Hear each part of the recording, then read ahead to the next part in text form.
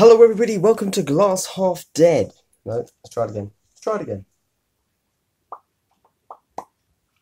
Bit of enthusiasm.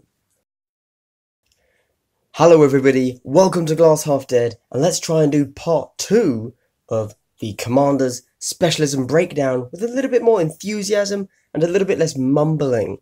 Wouldn't that be nice? Okay, moving on from the melee, we go to the Psyker Specialist. At Psyker level 1, you get Student of the Arcane, add 1 to this model's psychic tests. Yeah, okay. That's good. Level 2, you can either go Psychic Onslaught, add 1 to this model's psychic test for each psychic power they manifested earlier in the battle round. Now with that one, as far as I'm aware, there is no way to ever manifest 3 psychic powers unless we are about to read 1, but 2. So the most you can ever manifest is 2. And that means that potentially you are lowering the warp charge cost by 1 from that and 1 from that. As the highest warp charge cost is level 9, that obviously takes whatever you might cast down to level a warp charge of 7, making it an average roll on 2d6. Cool. Not too bad. Or you can take Warp Drain, add 1 to this model's Deny the Witch test. As it stands, just like that, if you have a Psyker that can cast 2 spells, you probably want to go with Psychic Onslaught. Otherwise, you go Warp Drain. Moving on. So, beneath Psychic Onslaught, at level 3, you can take Psionic Potency. If you manifest the Psybolt psychic power with this model, the range of the power is 24 inches instead of 18. Good. Yes, I like it. How does that affect Grey Knights? Shall we take a look? Firstly, can the Grey Knight Brotherhood chap? He can be a Psyker. However, he has rights of banishment. Let's read it. When this model manifests the Psybolt psychic power, it has a range of 12. If the Psybolt psychic power is successfully manifested in the target model of the demon. So I would say that taking your Brotherhood champion, psionic power potency would not affect your Brotherhood champion, because although this says the Psybolt becomes 24 instead of 18, this clearly states that it is 12. So in fact, yeah. Now, I would be willing to be swayed on that, but this doesn't say it's plus 6 inches. It just says it becomes 24 instead of 18. But your Psybolt is not 18. What are your thoughts on that, guys? How do you think I'm reading it right? Do you think I'm reading it wrong? You are probably not taking your Brotherhood champion as a Psyker. That is the only time it would ever be relevant, but it's good to know these things. The other thing you can take is Omniscience at level 3. If you manifest the Psybolt psychic power with this model, you could target any visible enemy model within 18 inches of them instead of the closest. I don't know if that's level 3 good, however, okay, rethinking it. If you've gone level 3 and you've gone Psychic Onslaught, I think actually I am preferring Omniscience to Psionic Potency. Don't get me wrong, increasing the range to 24 is nice, but you know, this is a psychic attack, not a shooting attack, so you don't care about half range at all. You're only caring about range, and 18 inches is more than enough to hit pretty much anything on the board, assuming you've moved off of your deployment zone at all. So that means Omniscience allows you to actually shoot anyone as opposed to the closest. Gives you a lot more options to the Psionic Potency, would be my read of that. Okay, let's go on. So, down the Warp Drain side of level 3, you can either take Protective Wards. If this model suffers Perils of the Warp, roll a d6 for each mortal wound they suffer. On a 4-up, that wound is not lost. If a model already has an ability with a similar effect, such as Disgustingly Resilient, they probably could have changed the example there from Disgustingly Resilient to something else, but okay. You could choose which effect applies and reroll 1s when making these rolls. Actually, I assume that Disgustingly Resilient does work for Perils of the Warp, doesn't it? Because it's just losing a wound. It's nothing to do with a wound from a shooting attack. It's just whenever you lose a wound. But I take that back. What a fool I am. Okay, that's good. Yep. However, if you are a Farseer, not really necessary, but everybody else potentially useful. Also, quick note. We'll read Witchbane, then we'll come back to that. So, the other what's it called? Ability. So the other ability you can take at level 3 on the Warp Drain side is Witchbane. This model can make 1 additional Deny the Witch attempt in each battleground. It's pretty niche, because obviously, first off, they have to have a Psyker. Secondly, they have to have a Psyker that can make 2 Psychic attempts. Maybe one of the tactics changes that. However, let's find out the answer to the question that popped up in the middle of me reading Protective Wards.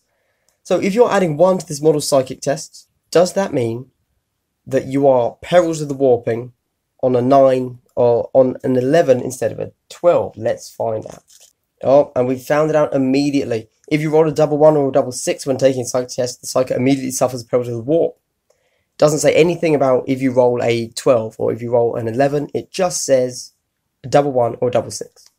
Therefore, any modifiers that you make, +1, -1, do not increase or decrease your chance of perilsing. Good to know. Good to know. Could have been very important. Mental Focus level 1 Psyker tactic. This is 1 to 2 command points.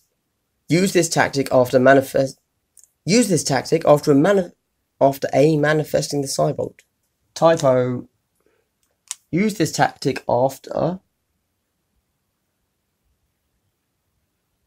Oh yeah, that's crisp. That's crisp. Use this tactic after manifesting the Cybolt psychic power with a Psyker Specialist from your kill team. You can attempt to manifest Cybolt a second time this phase.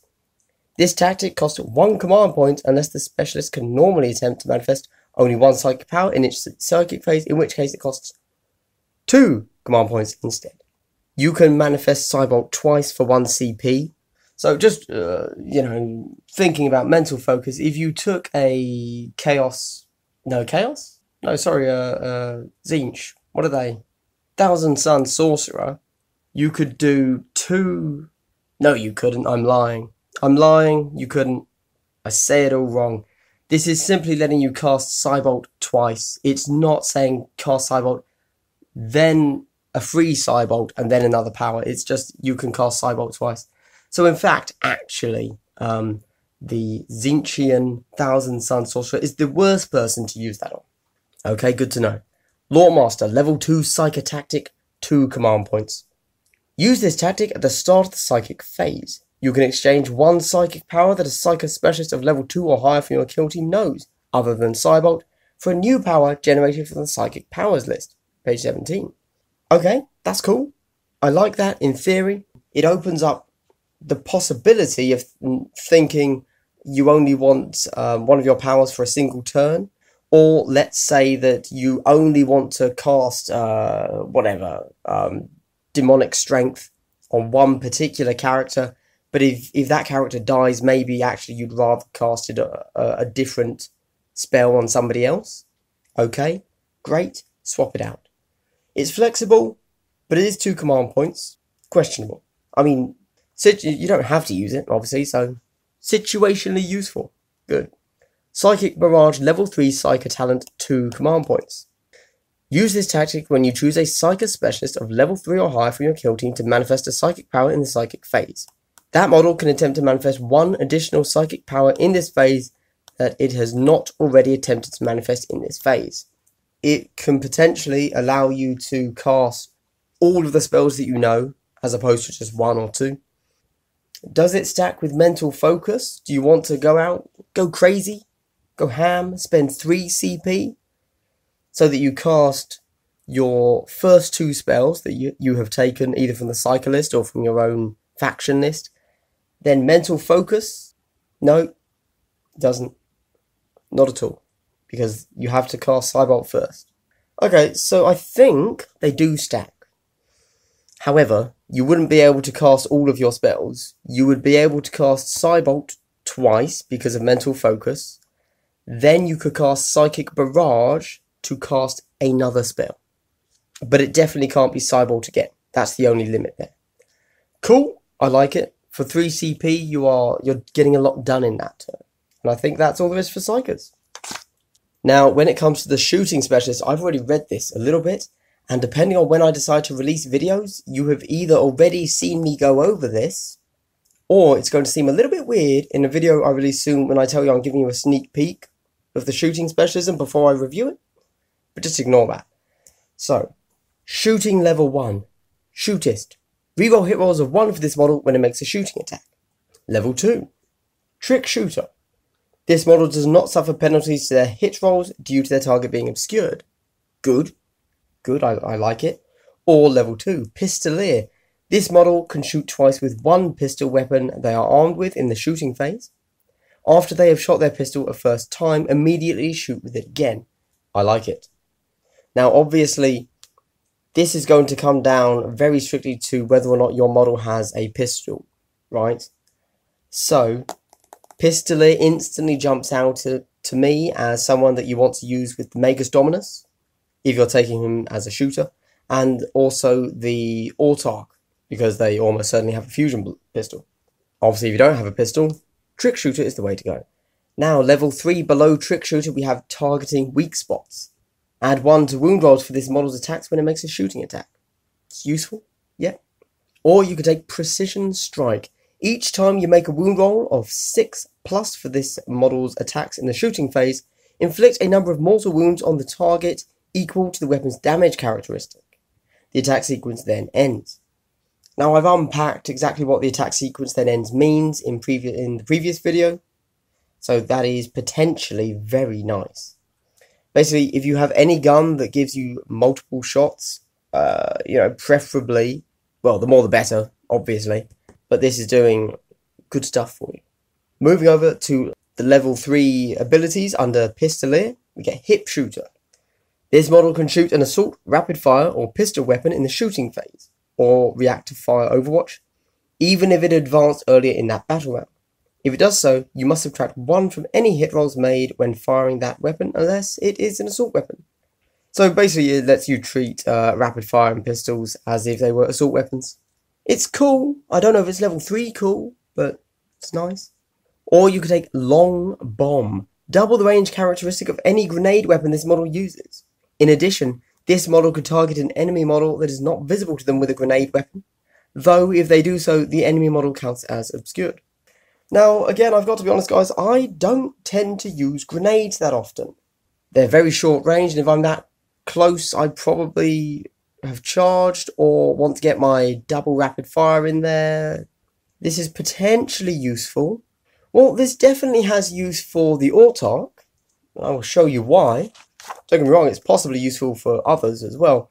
But when you are an Autarch, your fusion pistol is only 6 inches. However, using Long Bomb, your plasma grenade becomes 12 inches. Not terrible. Not terrible. It would give you an option if for some reason you were out of 6 inches with someone. And that's it. Let's go over the tactics. Itchy Trigger Finger. Level 1 shooting tactic, 1 command point. Use this tactic at the start of the shooting phase to immediately ready a shooting specialist from your kill team that is neither shaken nor within 1 inch of an enemy model. So being able to ready a model for 1 CP, okay. I mean, it makes sense. Basically, you've been able to sprint up, get into position, and then boom, you're ready. It just keeps you mobile, but still keeps you shooting effectively. Next up, we've got Lucky Hit, level 2 shooting tactic, 1 command point. Use this tactic when a shooting specialist of level 2 or higher from your kill team makes an attack that hits an enemy model in the shooting phase. Use the tactic before the wound roll is made. Do not make a wound roll, it is automatically successful. I don't know when that would really be that useful. So don't forget that it wouldn't be all of your attacks go through, all of your shots go through with this. It would be a single shot. And if you're relying on a single shot getting through, then you probably have a high damage weapon, which is also probably going to have high strength. Whatever, it's 1 CP. You make the call when you're there. Impossible Shot, level 3 shooting tactic, 1 CP. Use this tactic when a shooting specialist of level 3 or higher from your kill team makes an attack that targets an enemy model in the shooting phase. Use the tactic before the hit roll is made. Do not make a hit roll. It is automatically successful. You cannot use this tactic in the same battle round as the Lucky Hit tactic. Yeah, I mean, it is what it is. You can either automatically hit or automatically wound for 1 CP a turn, but you can't do both. Although, of course, most commanders tend to have pretty high weapon skill. But even if you're hitting on a 2+, if you're over half range, they're obscured, then you're only hitting on 4s. And that's shooting done. Over to Stealth Specialists. So Stealth level 1, steady aim. This model always counts as readied in the shooting phase, provided that it remained stationary or made a normal move of no more than half of its move characteristic in the movement phase of this battle round. That's a nifty little ability. Not game breaking, but when I say game breaking, what I mean is I'm not taking a Stealth level 1 for steady aim. On to level 2, Skulker. If this model is completely visible but within 1 inch of any terrain, it is considered to be obscured. I mean, obviously it's just making you obscured easier, which is good. Gives you more flexibility. But again, it's not a reason for me to take Stealth Specialism level 2 yet. Or you could take Climber. If this model climbs any distance vertically, up or down, when making a normal move, half the distance moved. E.g. climb up a 4-inch wall counts as 2 inches. Well, the less said about that, the better. Level 3. Underneath the Skulker branch, we can go 1 with the Shadows. If this model is obscured when it is targeted in the shooting phase, your opponent must subtract 1 from the firing model's hit rolls, in addition to any other modifiers. So obviously that stacks with Skulker quite nicely. Means that you would be a -2 to hit. Pretty good for survivability, definitely. Unless they're a shootist and they use Impossible Shot. Or you could take Lurker. Roll a d6 each time this model loses a wound in the shooting phase when it is obscured from the attacking model. On a 5-up, that wound is not lost. And of course, if the model already has a similar ability, e.g. disgustingly resilient, choose which effect applies, reroll once. I'm probably leaning towards 1 with the Shadows more on that. Don't get me wrong, saving a wound on a 5-up is nice, but if you think about it, 1 with the Shadows is reducing their to hit chance by 1 and potentially making them spend a command point to reroll their hit roll. Using up their CP is a good idea. Lurker is all you. Obviously you couldn't reroll it, that's not the point. And then level 3, under Climber, you could go Prowler. Enemy models cannot fire Overwatch at this model if it was within 6 inches of them at the start of your turn in the movement phase. Interesting, that's pretty cool. However, for that to really be effective, you'd need to, without you getting charged, hope that you get the initiative. Otherwise, they'll just charge you, presumably. Level 3, Sure-Footed. This model was never affected by difficult terrain, dangerous terrain, or terrain pieces that were booby-trapped in the scouting phase. It's not bad. However, I will admit, I haven't ever actually played with that much difficult or dangerous terrain on the board. Unless, well, actually, no, sorry, I've never played with any difficult or dangerous terrain unless it's been booby-trapped in the scouting phase. Hasn't been a big issue. Okay, on to the tactics. Hidden Deployment, level 1 stealth tactic, 1 command point. Use this tactic at the start of the first battle round, before the initiative phase. A stealth specialist from your kill team can immediately make a normal move as if it were the movement phase. You can only use this tactic once per battle. So kind of similar to the veteran in that sense. Which in itself has benefit. You could be moving up your stealth specialist commander and a veteran. You could put a lot of turn 1 pressure on someone that way. Dive for cover, level 2 stealth tactic, 1 command point. Use this tactic at the start of the shooting phase if a stealth specialist of level 2 or higher from your kill team is within 2 inches of any terrain feature. The specialist is considered to be obscured from all enemy models until the end of the phase. Okay, fair enough. Backstab, level 3 stealth tactic, 2 command points. Use this tactic in the fight phase when a stealth specialist of level 3 or higher from your kill team makes an attack against a target that is within 1 inch of any other friendly model before the hit roll. If the attack hits, the specialist inflicts a number of mortal wounds on the target equal to the weapon's damage characteristic. The attack sequence then ends. Yep, okay. Fine. I mean, that's, we're seeing this type of tactic turn up in a lot of these commander tactics. So, cool. It's fine. There's not really much more to say about it. On to the final 2, Strategist, Specialist. So, Strategist, Specialist. Strategist level 1. As you could tell, saying Strategist is very difficult for me right now. I don't know why. Resourceful. As long as this model is on the battlefield and not shaken, you gain an additional command point at the beginning of the battle round. Obviously, that's very nice. I don't need to explain any more than that. Level 2. Advisor. Whilst this model is within 3 inches of other friendly specialists and not shaken, those other specialists are treated as being 1 level higher than they actually are, to a maximum of level 4, for the purposes of determining what tactics you can use. Now, This has extra effect, I feel, in most match play, assuming that commanders get used in match play, because it will give you access potentially to level 2 talents. Tactics, not talents, tactics. Even in match play, so very cool, potentially. I've got to be honest, guys. I don't know enough about level 2 tactics of all of these specialisms from the core rulebook to know how useful that is. But it potentially would be something to build your army around. Or you could take Feigned Retreat at level 2. This model can shoot or react even if it fell back or retreated earlier in the battle round. Obviously that's quite nice. Over to level 3, on the advisor side, you can take Counter Strategist. As long as this model is on the battlefield and not shaken, roll a d6 each time an opponent uses a tactic. On a 5-up, you gain 1 command point. Yeah, that's nice. Not much more to say. It's good.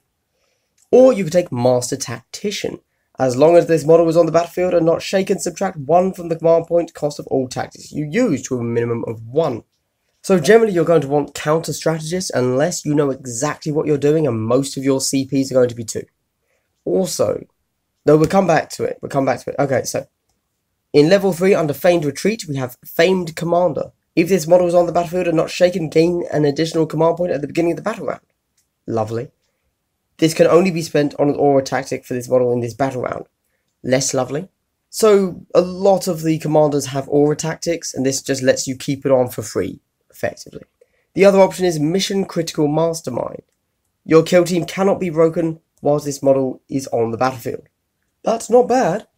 Obviously, situationally useful depending on your kill team. Probably not going to need this if you're Necrons, etc, etc. However, worthy to be noted, elite armies, Grey Knights, Death Watch, etc. This could be... I mean, have you ever played a game and broken turn 1 because they have to take out 2 of your guys? Okay, on to the strategies. Tactics, not strategies, it's the Strategist, Specialist, Tactics. Decoys, level 1 Strategist Tactic, 2 command points. Use this tactic at the start of the first battle round before the initiative phase. Roll a d3. You can remove up to that number of models from your kill team from the battlefield and set them up again, following any restrictions described in the mission, e.g. that they must be in your deployment zone. You can only use this tactic once per battle. Don't get me wrong, it's a fun idea, but I don't feel that's worth 2 command points. Unless you were doing some sort of weird bait and switch and that was part of your key tactic. You know, you'd set up fully on the back line, forcing them to set up right at the front of theirs, of their tower maybe. And you then use this, manage to move three of your guys to only being, 10 inches away from them. But it's definitely not an auto-use. You know, like the veterans tactic. You always use that because that's why you take the veteran, Anyway, Inspired Tactics, Level 2 Strategist Tactic 1 CP. Use this tactic after you have used a tactic from the Command Points and Tactics section of the Kill Team Core Manual. You can use that tactic again this phase. Ooh. So that's pretty nice. Even if all it does is let you reroll twice in a phase. Obviously, you'd be spending 2 CP to get that reroll effectively, but not bad. Not bad. Counter Tactics, Level 3 Strategist Tactic 2 CP. Use this tactic after your opponent has spent command points to use a tactic. Your opponent must spend 1 additional command point to use that tactic. If they choose not to, or they cannot, their command points are refunded, but the tactic they attempted to use is not resolved and cannot be attempted again this phase. As a design space, I quite like it. It's interesting, it's 2 CP to stop them from doing a tactic, potentially. I'm not generally a fan of, interrupts, as they're called in card gaming, or denial tactics. But I think it's okay. You have to be level 3. It's costing you 2 CP. It's not crazy, I feel. Okay, and finally we have a Strength Specialist. Strength level 1. Muscular. Add 1 to this model's strength characteristic. Nice. Level 2. Juggernaut. Add 1 to wound rolls for this model in the fight phase of a battle round in which it entered a charge move within 1 inch of an enemy model. Cool. So, +1 to wound on the charge. That's very nice. Or you could take level 2, Brutal Strike. Reroll wound rolls of 1 for this model in the fight phase. I'll be honest, I would lean towards Juggernaut. on that, but you have to charge to use it. I'm going to stick with Juggernaut, but your mileage may vary. Level 3 on the Juggernaut side, you could take Bull Charge. Add 1 to this model's attacks characteristics in a battle round in which it ended a charge within 1 inch of an enemy model. So obviously if you take that, you're getting +1 to wound and +1 attack on the charge. Or you take Sunderer.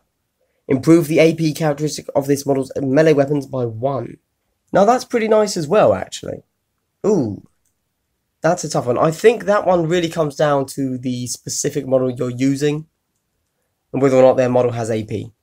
Then on the level 3, on the Brutal Strike side, you can either take Devastating Power. Improve the damage characteristic of this model's melee weapons by 1. Now that's nice. Or you could take Crusher. Add 1 to injury rolls made as a result of damage inflicted by this model's attacks in the fight phase. I would probably lead towards Devastating Power on that side. It's a shame, I quite like this tree actually. And when I'm looking at it, I'm immediately thinking of the Exalted Champion for Chaos. I'm positive he can take Strength. It would be insane if he couldn't. Oh, the Tech Priest Dominus can as well, Christ. But yeah, okay, you can take Strength. And I'd probably go down the Brutal Strike side and the Devastating Power. And when I did that, it instantly means that you aren't forced into taking a Power Fist with him for that extra D3 damage. You could reasonably look at the Power Axe again as something that's a bit more, you know. Oh, side note whilst we're here, guys. In my Heretic Astartes review, I obviously noted that the Power Fist of a Heretic Astartes is only AP -2. I'm pretty sure that's just a typo, as everybody else that has it is AP -3. So if I were ever playing against an Exalted Champion with a Power Fist, I would, you know, point out to them it's meant to be AP -3. I genuinely believe that. The way to test, find out would be to, if you had the Chaos Codex for 40k, and see if, oh god, this isn't, because they would have just copy-pasted this table, wouldn't they? Guys, am I right? Chaos Power Fist, it's AP -3, right? Anyway, I'd play it as AP -3. It's a typo to me. Anyway, I think he's the one to go for, if you're taking Strength. Right, Body Slam, level 1 Strength, Tactic 1 CP. Use this tactic when a Strength Specialist from your kill team ends a charge move within 1 inch of any enemy models. Roll a d6 for each enemy model within 1 inch of that Strength Specialist. On a 6, that enemy model suffers 1 mortal wound. That's very nice. Obviously it stacks quite well with the charging side. Mighty Blow, level 2 Strength, Tactic 1 CP. Use this tactic when a Strength Specialist of level 2 or higher from your kill team makes an attack that targets an enemy model in the fight phase. Use this tactic before the hit roll is made. If the attack hits, this specialist inflicts 1 mortal wounds on the target. The attack sequence then ends. Again, we're seeing this pretty much everywhere. Mighty Blow. Yeah, it's all over the place. Then, level 3 Strength Tactic is Grab and Throw 1 CP. Use this tactic when a model in an opposing kill team has to take a falling test whilst within 1 inch of a Strength Specialist of level 3 or higher from your kill team that is not shaken and does not have to take a falling test. This is already possibly the most complicated tactic. Let's keep going. Instead of taking the falling test in the normal fashion, the controlling player for each model rolls a d6 and adds their model's strength characteristic to the result. If your score equals or beats your opponent's, the failing test is failed, otherwise it is passed. Okay, so, I'm just going to say it. This is super niche. In fact, I do not think I have ever had a combat occur where a falling test has had to be made. In fact, I'm just going to say this, guys. I wasn't even fully aware that you had to take a falling test if you were hit by a melee attack. I thought it was only shooting, so clearly I've been playing that wrong. But again, I don't think it's ever come up. With that said, super niche, guys. Super niche. However, very cinematic, very thematic, very cool. Potentially, in the right situation, you're dealing an extra mortal wound after all of your attacks have gone through. So, for one command point, it's actually potentially remarkably useful. And that's it, guys. This has been another incredibly long video for me. Hopefully, I would have edited it down to something usable for you guys. What do you think, after you've seen all of the tactics, the specialisms now, and all of the tactics and all of the abilities, probably seen most of the commanders, because I've done most of them at this point, who do you want to run as what? What's really exciting you? Again, I've said it before, unless I haven't said it yet, but I have said it in the past, but it might not be the past that you've seen yet. The main thing I'm thinking about is a shooting specialist autarch. You go level 2 pistolier. You're getting 2 shots with your fusion pistol, rerolling 1s. Very nice. Very nice. I think that's his build. What about you? I've heard great things about, where is it, Fortitude? A Fortitude Magus, because he's just unstoppable, because he's obviously, you've got It's Just a Scratch, so you're getting flesh wounds back, and he automatically heals wounds. D3 wounds, is it, per turn? So he's a beast. Almost impossible to take down. I like a lot of what I'm seeing here. It's all pretty cool and unique and interesting. But what do you guys think? For your particular faction, now that you've seen everything, what do you want to take them as? Has anything I've said here swayed you at all? Or now that you've actually sat down and read them, or, you know, had them all read to you, as opposed to just thinking, oh, yeah, melee sounds cool. But now you've actually heard strength and ferocity and stealth as well, and suddenly you're thinking, oh, actually, strength, that's interesting.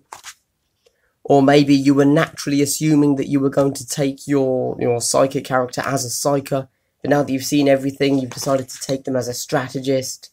As you know, I've been very into the strategist thing for all of the commander reviews I've done up until this point. However, as I have now gone through thoroughly all 10 specialities, I am less into strategist. I still think it's very cool. I still think taking a 3rd CP is great.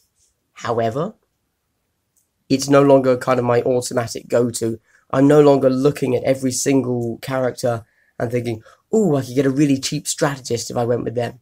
Suddenly I'm seeing other specialists, specialisms, whatever it's called, that I would actually quite like to take on some cheaper characters. There you go. I hope this has been vaguely interesting. I hope this has been in a decent format for you. I hope I haven't droned on too long. I hope my voice has actually sounded vaguely interested and engaging this video. Probably not, because life, I'm doing this at the end of a work day. Let's move on. Let's not talk about my hassles. Let's talk about Kill Team. Anyway, guys, hope you've all had a great day. Hope you continue to have a great day. This is Glass Half Dead, logging out.